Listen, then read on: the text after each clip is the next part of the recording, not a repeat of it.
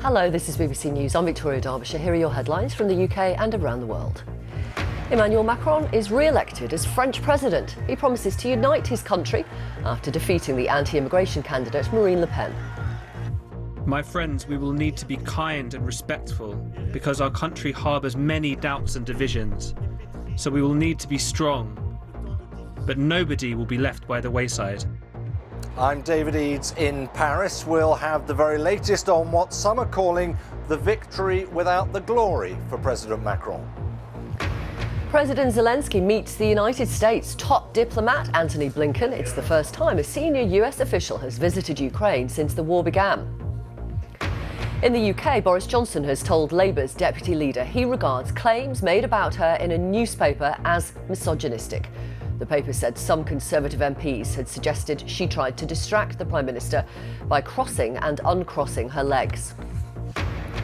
Victims of sexual offences in England and Wales are facing the longest waits on record for their cases to go through court. It's been 1 year since a young man died after diving into the River Thames in London to save a woman who fell in. To mark this, one of his songs will be played on BBC Radio for the first time.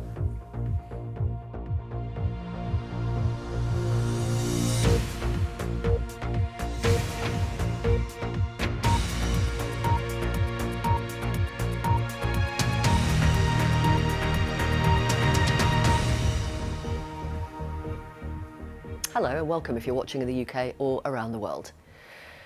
Emmanuel Macron has promised to unite France and be a president for all after being re-elected as the country's leader. He beat his anti-immigration rival Marine Le Pen to become the first French president in 20 years to win a second term in office. Here's David Eades live in Paris.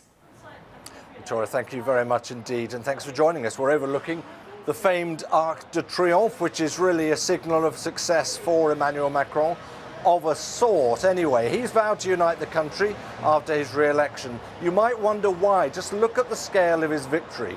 58.5% of the vote in favour of Macron, 41.5% for his far-right rival Marine Le Pen. That is quite a gulf under normal circumstances. But Macron's had to acknowledge a huge wave of disaffection after that first term in office, and it's reflected very clearly in the highest level of abstention since 1969, but also the fact that he won a lot of votes from people simply more determined to block the far right than to support his particular policies. Just want to show you a couple of the newspapers from this morning. The Libération, which is a left-leaning newspaper here, saying, "Merci qui?" Thank you to whom? Who should he be thanking for getting him back into the Elysée? Certainly not just his own supporters, that's the message. And here, yes, a big victory, but big challenges ahead. Let's get the very latest for you now from Jessica Parker.